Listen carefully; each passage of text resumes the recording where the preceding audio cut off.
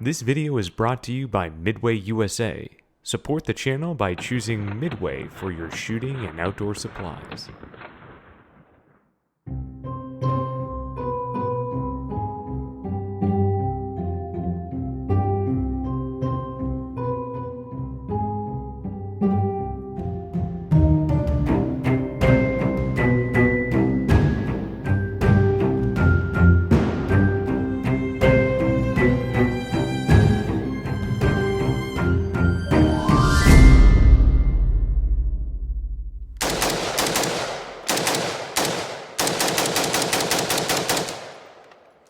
That's very pleasant. That's actually surprisingly pleasant to shoot.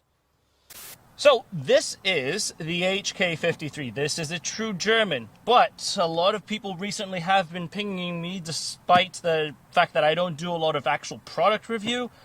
They were wondering what about the AP, the Arse Penetrator 53,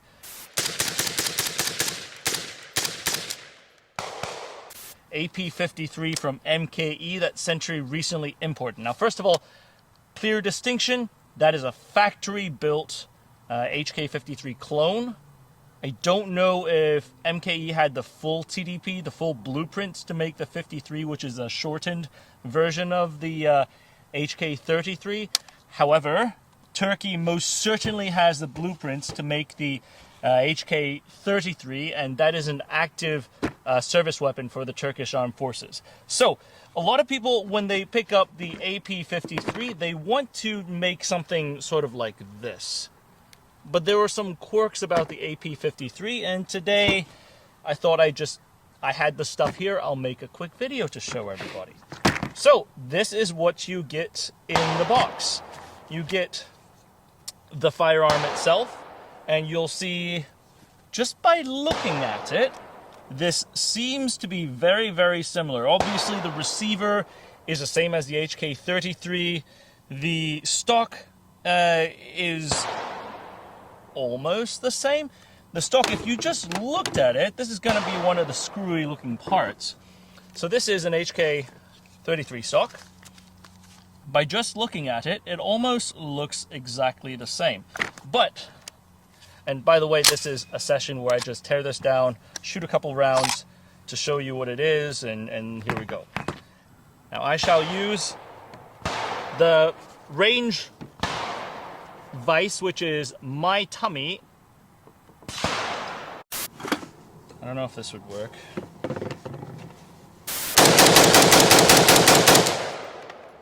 That's very pleasant. That's actually surprisingly pleasant to shoot. Okay, so off the bat, let's talk about the stocks, because I know this particular stock arrangement that MKE brought in the country has been a point of debate for many people who are unfamiliar with the HK33 system. Rightfully so, that is one of the least common systems of the HK roller delayed family of rifles.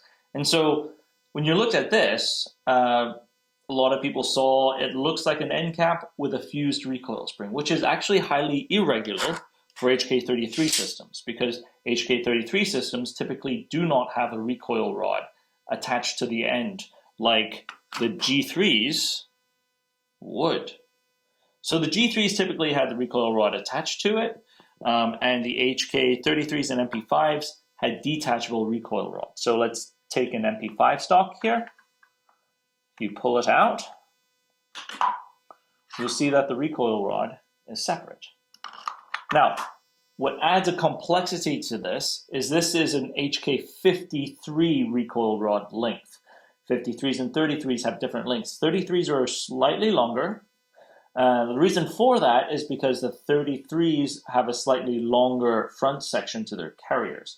So there's two things that are mainly different on the internals between the 53s and 33s, which would be the carrier and the recoil rod. Now, I'm not sure the exact reasoning behind this, why MKE did this, but this is not the end of the world, and frankly, you can use this to adopt a brace anyways, because all you do is unscrew the two screws on the inside, and you can screw on whatever arrangement you want onto the back.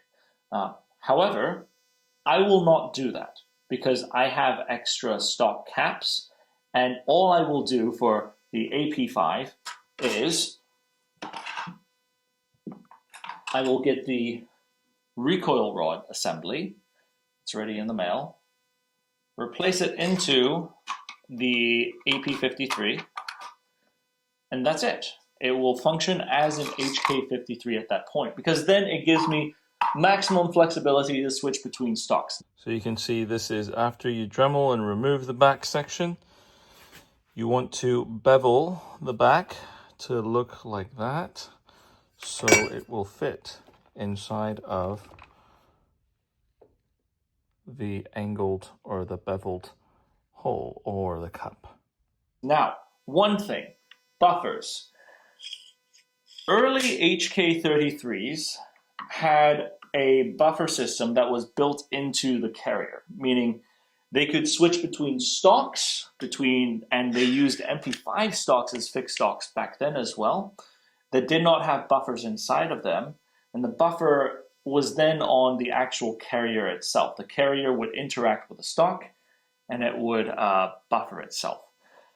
Now, later on, H&K switched the buffer onto the stock cap of the HK33 and 53s. So then the carrier became bufferless. So the little tab coming out of it did not interact with it. So you need to make sure that you're getting the correct stocks that have a buffer inside of it. The MP5 has a buffer, but is a 9mm buffer. You can see it's a piece of rubber. That's all it is, neoprene.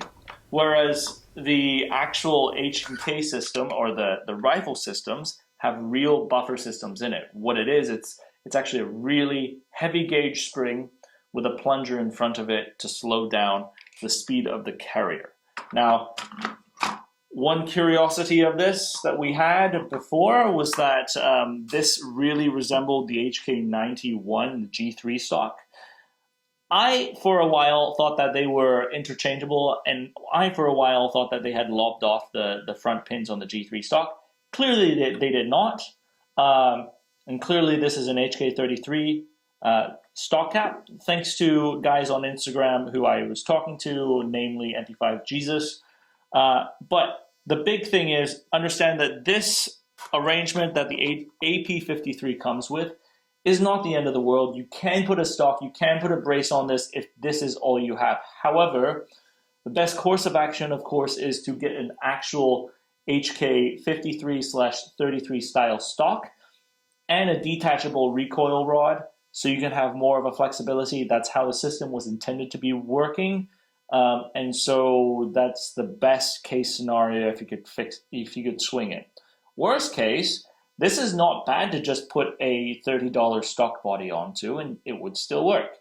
You could put a $300 spur stock onto it and be pretty fancy. But at that point, you may as well have gotten an actual HK33 stock cap and recoil rod.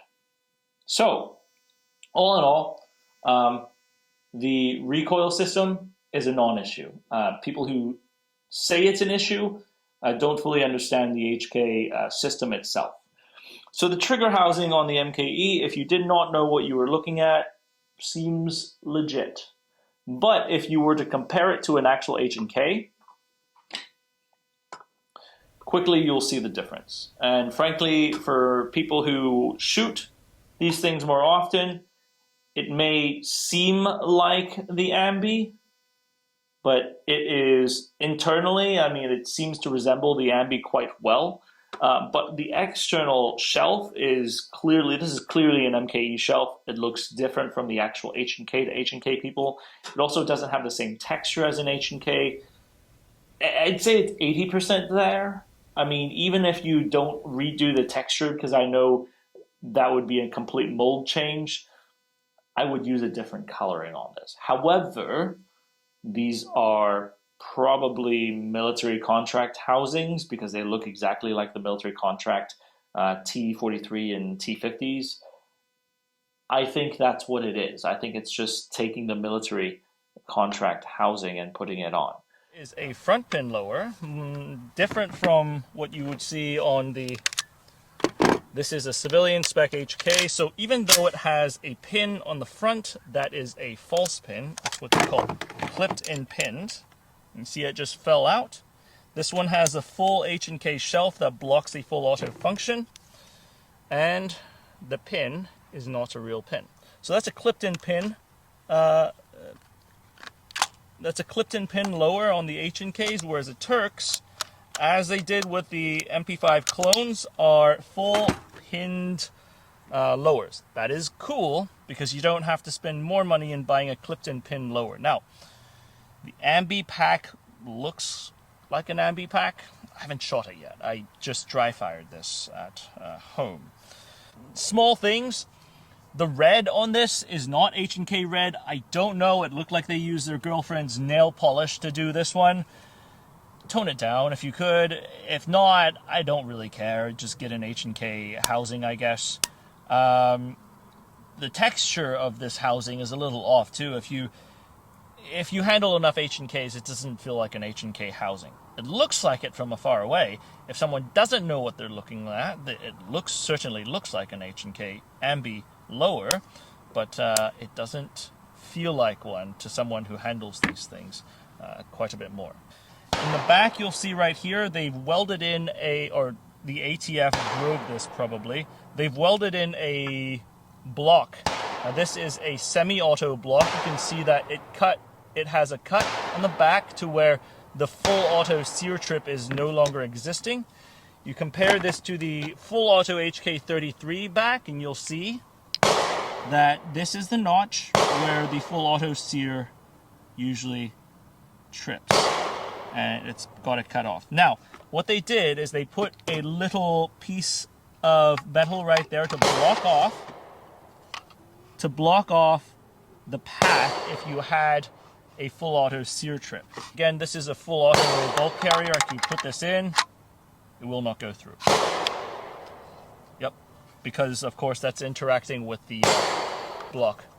Now, one other piece on this teardown that I will show you guys is the 4-prong flash hider. Now this is sort of like a mid-generation HK53 type of thing. It looks same, but different from the German one. You can see the thickness right here is different. The German ones are standard G3 HK33 thread spec, which is M15 by 1, metric 15 by 1, whereas this one, they put half 28 threads in there. However, before you get excited that this thing, can be your new suppressor hose, at least these very first iterations, they decided to machine these things. Yes, they gave it half 28 threads, but they did not give it any shoulder. Which means if you do put a suppressor, or if you do put a muzzle device on this, you most certainly want to use an alignment rod to double check that. Guys from the AK world, you are very familiar with this problem. Well, not this particular problem, but the problem of needing to align suppressors. That's disappointing. So if Sentry, if anyone at MKE is listening, don't do that. Don't do that, especially on a shorty like this. This is something that you could probably run a flow-through can, no issue. Now I'm going to test it with my flow-through can, because earlier when I put a 30 cal can on top of the 5.56 flash hider, it seemed to have plenty of clearance around. So I shall use this channel to potentially sacrifice my suppressor to see if it works. I think it should work, but I don't know. So let me do this. Let me throw the half 28 suppressor, the muzzle device on. Okay, so it looks like we're good. I don't have a stock, unfortunately, because I have not, again, for foreign people out there, for us to put a stock on short barrel rifles, you must file an ATF Form 1 and have it approved. This is not approved on the Form 1. It is currently rated, it is currently, as far as the ATF is concerned, this is a pistol. I will Form 1 this down the road if this works as it's intended. You are now in the presence of a...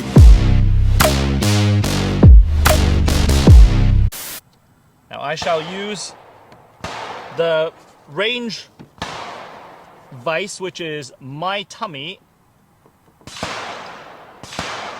and the bench. There we go. Okay.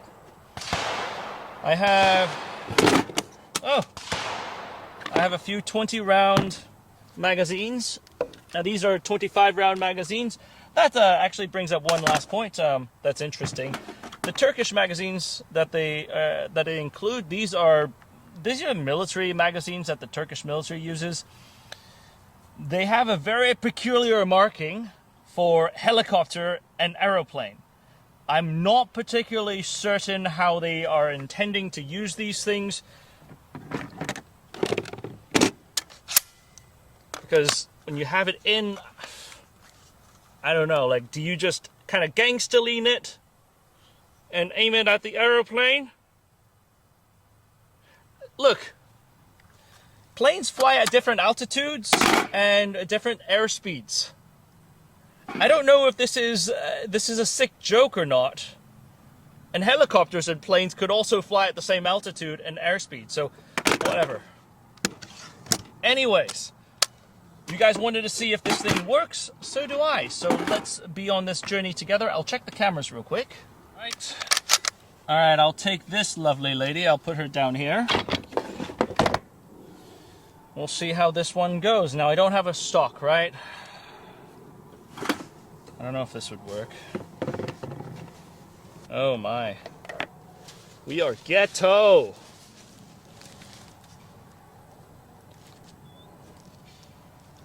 Let's see if it will work.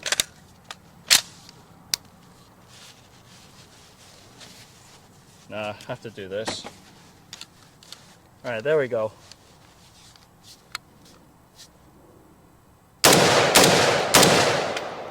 Actually, it's very soft shooting.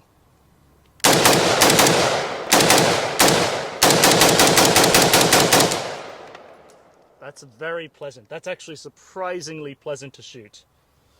Okay. I suppose let's see. Moment of truth, if this actually works.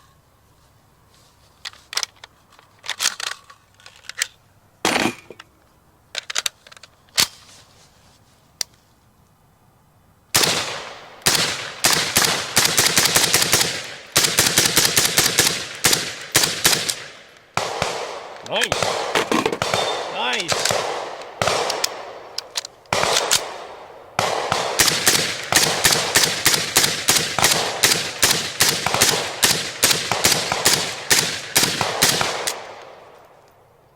Good so far.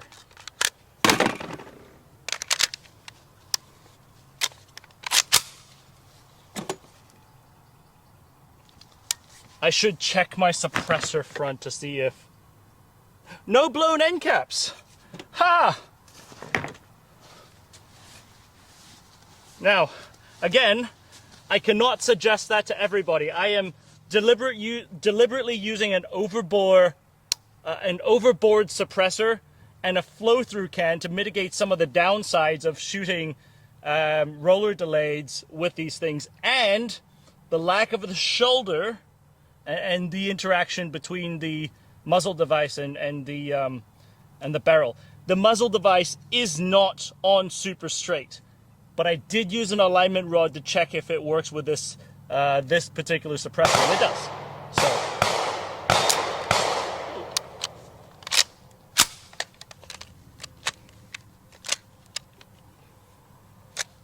Noob move there, sorry.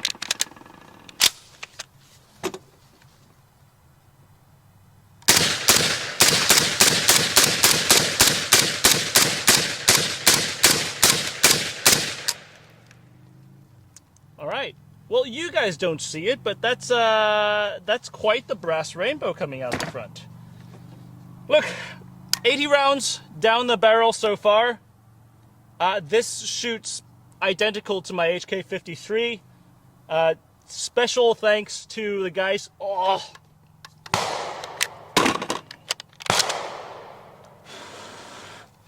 It's hot. It's very hot in the front.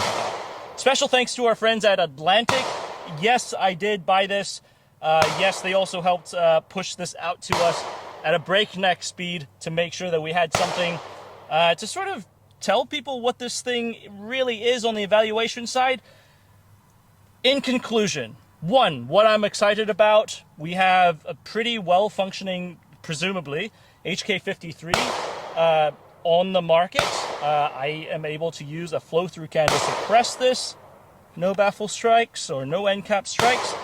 That's promising. Very soft shooting. However, a point of concerns or things that they could improve upon, it would help if you did not do things like not machine the shoulder into the front. That I realize is not a concern for the military rifles, but for the US consumer, that very much is a concern for especially people who are into NFA stuff. They probably have a suppressor that they like to use, especially on an 8-inch barrel. A suppressor is a very nice thing to run with an 8-inch barrel. So all in all, man, flow-through cans were not around when these things were first fielded, so these have previously had a very poor reputation of being suppressed. But if this is it, this is a sweet shooter. Anyways, ladies and gentlemen, again, thanks to Atlantic Arms, thanks to my friend Jacob over at Gun Quality Enforcement. Special thanks to also my friend M26 Lemon Grenade. Brad and Jacob have been my friends whom I have been spending a lot of time sending memes to.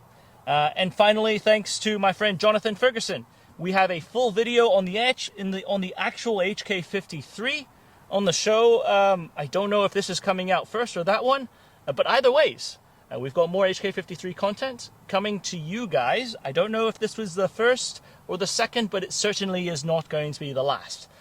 I'm curious to having Josh shoot this now. One point to add to this, I forgot to talk about this. With my HK53, the 15x1 threads, it doesn't really have a shoulder to begin with, so I'm never going to suppress that thing. It's just not a great idea. I guess to me, yes, you could say that the flash hider looks a little bit different, but if I'm going at this at a baseline of I would never suppress that thing anyways, but this actually has an option to suppress, yeah, I am excited to see this as an HK53 owner. Now that one over there is also a true German, and I would like to preserve the actual German rifle a little more. Who knows how long these Turks would come in either, but right now I'm excited to get to enjoy something that I never thought would come into the country. Now, just to add and kind of round this out a little bit, I forgot about this, it does come with an optic mount, so it's just the traditional pick rail that goes on top. It comes with a 3-point sling, something that I welcome, not everyone does. And a cleaning kit actually has oil in it, so there you go. We'll see you guys on the range. 716 is Steel 96, 4 Vic, 8 packs, Redcon 1, green to green. How copy, over? Steel 96, this is 716, roger, over. 16, Steel 91,